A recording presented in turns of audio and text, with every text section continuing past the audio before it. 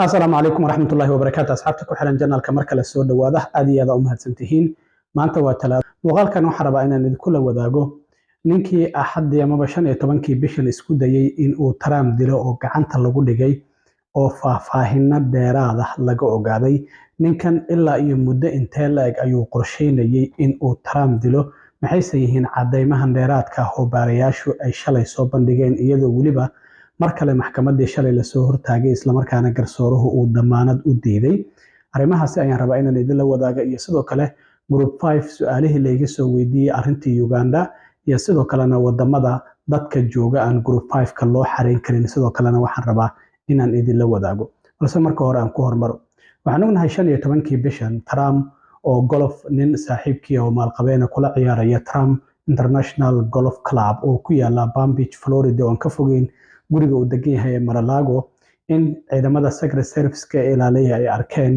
in meel howda oo u dhow meesha golfku ku ciyaaraya Trump inay arkeen qori ka soo taagan siliga halkaas ku yeelay oo markaas kadib askari ka tirsan ciidamada ilaalada madaxweynaha ee Secret Service-ka uu rasaas ku furay ninkiina uu sida ku cararay gacantana lagu soo dhigay hadaba baaritaankii ayaa shalay waxyaabihii dheeraadka ay ka soo baxay maxkamadda laga hor sheegay xilli ninkii isku dayay inuu Trump dilo oo magaciisu ahaa Ryan Wesley Ruth oo 58 jir ah shalay mar kale maxkamadda la soo hortaagay garsooruhuna uu u diiday in lacag damaanada lagu sii daayo sababta loogu diiday sidoo kale damaanadana waan idin la wadaagi doonaa baaritaanka waxyaabaha dheeraadka ah ee la yaab kale ee ka soo baxay waxa kamid ah in ninkan uu nin saaxiibkii ah uu box xiran u dhiibay bila ka hor boxkaasi ayaa markii uu arkay ninkii saaxiibkii ahaa in la xiray ninkan uu isku dayay Trump inuu dilo kadib uu furay waxyaabihii ka soo baxay waxa ku jirtay waraaq uu caalamka kula hadlayay uu leeyahay waan ku guuldareystay waraaqdaas waliba waraaq gacanta qalin lagu qoray ah uu leeyahay waan ku guuldareystay in aan Trump dilo waxana sidoo kale aan u soo bandhigayaa qof kasta oo doonaya shaqadan inuu dhameystiro lacag gaaraysa ilaa iyo $150,000 marka ninkan waxa uu ba si ogaa inaysan suuragal ahayn in si fudud lagu dilo marka in la qabanayo amaba la dilayo isagoo hawsha ku jiro ayuuba si ogaa sida darteed ayuu waraaqdan u sii qoray oo uu leeyahay qof kasta oo doonaya dilka Trump inuu shaqadan aan bilaabay si dhameystiro lacag $150,000 ayaan siinaya sidoo kalena baaritaan wali qoraalkaasi inuu yahay midkiisa saxda ah FBI-da iyo waliba ciidamada baaraya ma aysan xaqiijin wax farana laga helin waraaqdaasi qoraalkeeda wali baaritaan ayaa ku socdo laakiin ninkaasi barqaatiga ayaa la soo xiriiray baarayaasha oo yiri waxaan helay boxkaasi oo ninkan ii dhiibay bila ka hor waxyaabaha ku jiray sidoo kale boxkaasi waxa kamid ahaa tubo bir ah waxa sidoo kale kamid ku jiray 4 telefoon waxa ku jiray rasaas iyo sidoo kale waraaqdaasi uu gacanta uu ku qoray sidoo kalena dacwad ogayaashu waxa ay sidoo kale sheegeen in baarayaashu ay jiraan waraaq kale oo New York Times uu u qoray xitaa inay jirto oo fingerprint-giisa laga helay marka baaritaanka waxyaabo fara badan ayaa lagu ogaaday waxaana cadaatay ninkan ujeedkiisu inay ahayd in uu Trump dilo oo hadda dacwad ogayaashu horey waxa loogu soo ogay ninkan laba dacwad oo kala ah in uu qori haystay iyadoo laga mamnuucay inuu qori haystay iyo sidoo kalena in qorigii uu haystay uu ka tirtiray number sareedkii lagu aqoonsan lahaa marka hadda dacwadoyaashu waxa ay doonayaan inay ku soo ogaan isku day dil inuu madaxweynihii hore Mareykanka uu isku dayay in uu dilo ninkan sidoo kalena telefonkiisa waxa lagu ogaaday in uu dhowr mar soo booqday guriga uu degan yahay Trump ee Mar-a-Lago iyo waliba goobta uu golfka ku ciyaaro balse uu u ogaado jadwalkiisa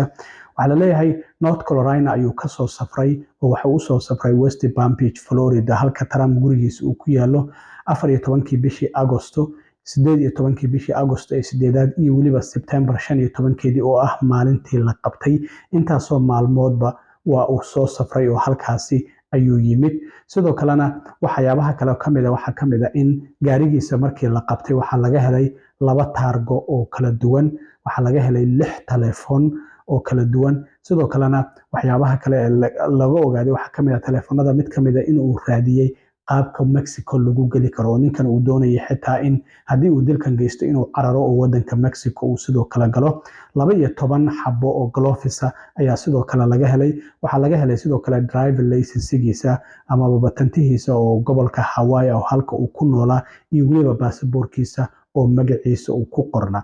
Marka dacwad-ogayaasha waxay sheegeen in ay iska caddahay in ninkan uu doonayay inuu dilo madaxweynihii hore Mareykanka Donald J. Trump, sidaa darteedna damaanada sidaas ayaa loogu diiday. Waxaa la yidhi waa flight risk, wax la yidhahdo qofkan wadanka ayuu ka carari karaa haddii damaanad lagu sii daayo.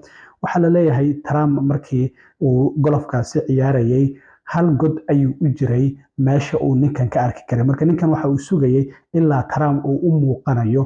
Marka waxaa la leeyahay haddii Trump uu godka lixaad gaari lahaa 100 tilaabo ayay ninkan isku jiri lahaayeen, markaasna way fududaan lahayd sida uu ku toogto.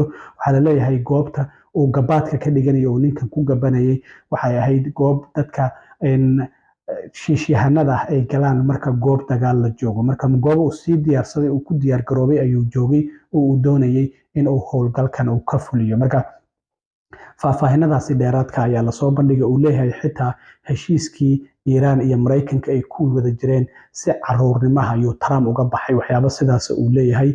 oo xitaa dowladda Iiraan horey waa kii uga dalbaday oo yiri waa inaad Trump dishaan. Marka baaritaanada waxyaabahaasi dheeraadka ayaa lagu ogaaday. sidoo kale qoragii AK47 oo la helay doorbinka waxaa la leeyahay waxaa laga helay koolada kula dhaganeed doorbinka qoriga farihiisa ayaa laga helay, laakiin qoriga farihiisa lagama helin. waxa macnaheedu laga yaabaa ninkan inuu gloves gashanaa, marka laakiin doorbinka uu ku xirayo uusan gloves gashanayn. marka faahfaahinadaasi dheeraadka ayaa lasoo bandhigay. hadda waxaa soo baxaysa maanta wiilkiisii Oran in la xiray oo North Carolina laga soo xiray sababo la xiriira in telefonkiisa lagu arkay waxyaabo caruur filimaan anshax darro ah oo caruurta la xiriirta in la helay, oo haddana wiilkiisii isagana la soo xiray oo Oran oo ciidamada FBI-du ay gacanta ay ku soo dhigeen. intaas haddii aan kaga gudbo arrimaha Group 5 ka su'aalo fara badan ayaa maalmaha la iga soo weydiinayay. waxaan rabaa inaan ku hormaro arrinta Uganda. waxaan ognahay bishii 5 ee May dhamaadkeedii in Welcome Corps ay yiraahdeen si ku meel gaar ah ayaan u joojinay in wax application aan ka aqbalno wadanka Uganda. sababtana waxa ay sabab uga dhigeen in application fara badan ay ka soo gaareen oo si ku meel gaar ah ay u hakinayaan wax application cusub ah inaysan aqbalaynin. waxay sidoo kale intaasi ku dareen shakhsiyaadka horey inta aysan soo bixin amarkaasi ku meel gaarka horey u apply gareeyay oo applicationadooda under review ahayd in arrintan aysan saameynaynin oo applicationadooda la approve gareyn karo. marka Uganda xaalkeedu weli waa sidii, waxba kama soo kordhin, sidii ayay arrinteedii hakad ugu jirtaa. haddii wax kale ay ka soo kordhaanna waan idinla wadaagi doonaa. dhinaca dadka hadda kaarka cusub qaatay su'aalo fara badan ayaa la iga soo weydiinayay. sida website-ka ku qoran oo arkaysaan qofku waa inuu haysto refugee oo kaar qaxootiga inuu haysto ama asylum seeker, Soomaalidu salaam seeker ay yiraahdaan, waa inuu haystaa. waana inuu haystay bishii 9aad 30keedii sanadkii 2023 ee dhamaaday wixii ka horeeyay. marka waa inuu UNHCR u diiwaan gashanaa ama wadanka uu joogo inuu qaxooti ahaan u aqoonsan yahay. marka xitaa haddii aadan kaarkii rasmiga aadan haysan laakiin 30 September wixii ka horeeyay aad isdiiwaan gelisay oo asylum seeker ama salaam seeker sida Soomaalidu ay u yaqaanaan aad haysato, macnaheedu waxay tahay Group 5ka waa lagu xareyn karaa. sidoo kalena shuruudaha waxaa ka mid ah qofka qaxootiga ah ee Group 5ka loo xareynayo in uu ku nool yahay meel ka baxsan wadankiisii hooyo, sidoo kalena inuusan Mareykanka gudihiisa uusan ku noolayn. haddii sidoo kalena aad application aad u xareynayso ama Group 5 wax ka badan hal qof, dadkaasi waa inay hadda ku wada nool yihiin hal wadan, isla markaana ay qorsheynayaan marka Mareykanka yimaadaan in ay hal meel ku wada noolaadaan. marka hal qof ka badan waad u xareyn kartaa. marka dadkaasi waa inay hal wadan isla joogaan. qof Kenya jooga iyo qof Uganda jooga ayaan isugu xareynaya, arrintaasi suuragal ma ahan. sidoo kalena qofku haddii uu horey u haystay case number oo qaybta dib u dejinta ee United States Refugee Admission Programka oo USARB loo soo gaabiyay USRAP, hadduu horey case uga haystay amaba uu yahay qof wadanka Afghanistan u dhashay oo SIF programka haysta, waa Special Immigrant Visa-ga haysta, waad u xareyn kartaa applicationka meel kasta uu joogo. sidaasi ayaa website-kooda sidoo kale ku qoran. haddaba waxaa la soo weydiinaya wadamada dadka jooga aan Group 5 loo xareyn karin waa ilaa iyo 53 wadan. halkan ayaa idiin soo saari doonaa. marka dadka wadamadan soo socda jooga oo 53 Group 5 looma xareyn karo, wadamada Yurub ayay u badan yihiin. marka haddii aan idiin dulmar waxaa ka mid ah Afghanistan, Australia, dadka wadamadaasi jooga Group 5 looma xareyn karo. Afghanistan, Australia, Austria, Belarus, Belgium, Bulgaria, Burma, Canada, Croatia, Cyprus waa wadanka Qobrus Soomaalidu ay u taqaano. haddii aad joogto Group 5 laguma xareyn karo. dad fara badan ayaa wadankaasi iga soo weydiinayay. waa Czech Republic, sidoo kalena wadanka Democratic Republic of Korea waa wadanka South Korea sidoo kalena Denmark, Eritrea haddii aad joogto laguma xarayn karo, Estonia, Finland, France, Germany, Haiti, Hungary, Iceland, Iran, Ireland, Italy, Japan, Latvia, Libya, Liechtenstein, Lithuania, Luxembourg, Malta haddii aad joogto laguma xarayn karo, Netherland waa Holland ama Dutch sida u taqaanid, New Zealand, Norway, Poland, Portugal, sidoo kalena Korea, Republic of Korea, tii hore North Korea ahayd aan jeclahay, Romania, Russia, Slovakia, Slovenia, Spain, Somalia haddii aad joogto laguma xarayn karo, Sudan sidoo kale, Sweden, Switzerland, Suria laguma xarayn karo, Turkey haddii aad joogto laguma xarayn karo Group 5, Turkmenistan laguma xarayn karo, Ukraine haddii aad joogto laguma xarayn karo, Ingiriiska haddii aad joogtana sidoo kale laguma xarayn karo. labada wadan ee u dambeysana Venezuela iyo Yemen haddii aad joogto Group 5 laguma xarayn karo. dad fara badan arrintaasi waa ay soo weydiinayaan. marka dhammaanba 53daasi wadan haddii aad joogto Group 5 laguma xarayn karo. wadamadana halkaas ayaan idin soo saari doona oo aad ka akhrisan doontaan. marka arrimahaasi ugu dambeeyay ayaan rabay inaan idinla wadaago Group 5. Uganda weli sidii kumeel gaarka ee loo xiray ayay u xiran tahay. haddii Group 5 ay dib u furaan waan arki doonaa. haddii Trump uu soo laabto dad fara badan waxay soo weydiinayeen bal lottery ka war. Trump haddii uu soo laabto lotteryga waa uu joojinayaa sidii uu sameeyey 4 sano madaxweynaha ahaa. Group 5 waa uu joojinayaa, qaxootiga la keenayna ama gabi ahaanba wuu joojinayaa ama wuu yaraynayaa sidii uu sameeyey 4 sano oo xilka hayay. marka wuxuu leeyahay kuwa wadanka joogo sharci darrada kusoo gala ayaan horta nadiifinaya, markaas kadib ayaan usoo jeesanaya yaa cusub ee wadanka imaanaya. marka Kamala Harris haddii ay soo laabato Group 5 waa uu sii socon doonaa, laakiin Trump haddii uu yimaado macnaheedu waxay tahay in la hakin doono dhammaanba dadka wadanka imaanaya. wuxuu leeyahay kuwa wadanka jooga horta oo sharci darrada kusoo galay bal aan wadamadoodii u celiyo oon masaafuriyo intii uu awoodo inuu masaafuriyo. waan arki doonaa sidoo kale waxyaabaha kale ee soo kordha. aad iyo aad u mahadsantihiin asxaabta. intaan mar kale kulmi doono waa saaxiibkiin Cilmi Waaro idin la sida iyo nabadgelyo.